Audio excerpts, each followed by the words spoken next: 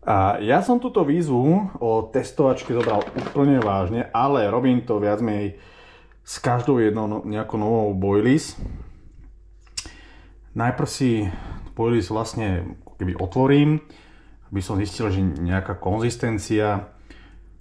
Toto je klasika. Proste tie boilies od Tactics sú také ako plastelínové, nie sú to úplne tie gumené, je tam vidieť, že je tam fakt kvalitný materiál a neviem, či to bude dobre vidieť, tak je tam vidieť aj tá chili,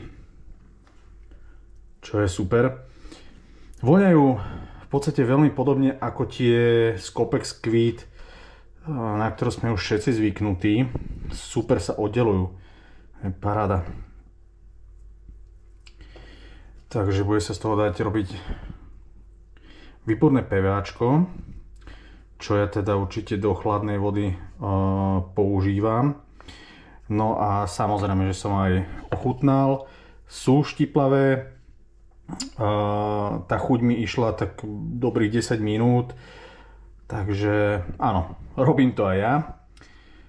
No a na to, aby som to mohol otestovať, tak v podstate toto je môj klasický nadväzec, ktorý používam na kubákové koule. A hodíme to do vody, do ľadovej vody. Ja som si toho vedomý, že ja som si tu prichystal v podstate vodu s ľadom.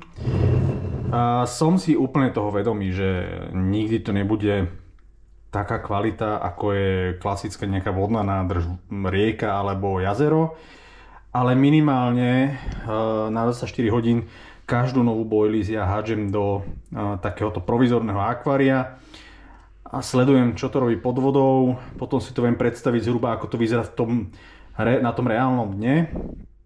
No a po 24 hodinách tú boilies vyťahnem a pre mňa je dôležité, aby bola taká, aby sa skrátka oddelovala, aby mala nejakú štruktúru, keď sa oddelí, tak viem, že tá boilies proste maká a bude dobrá.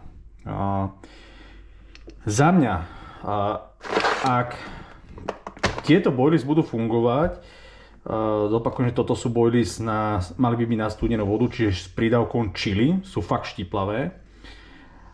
Vonia krásne, tá štruktúra je parádna.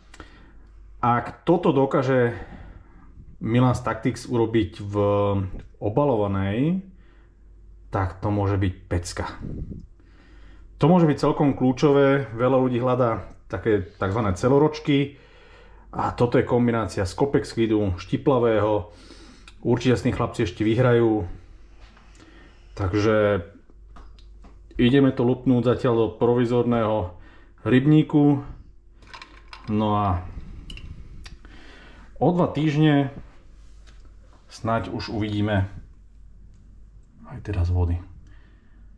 Neviem, či je to vidieť, ale boilies nezačala pracovať. Pekne sa otvára. Tá štruktúra maká. Čiže uvoľňuje sa vzduch. Skúsim natočiť video po nejakých 8 hodinách. Asi teda až ráno. Teraz máme 3/4 na 6 večer. Takže uvidíme ráno, natočím niečo a potom po tých 24 hodinách plus minus. Ten ľad už tam nebudem pridávať, to je fakt len taký joke, ale no uvidíme. Takže kubákové koule Scopex Squid, štiplavé do zimnej vody, od ľadovej vody.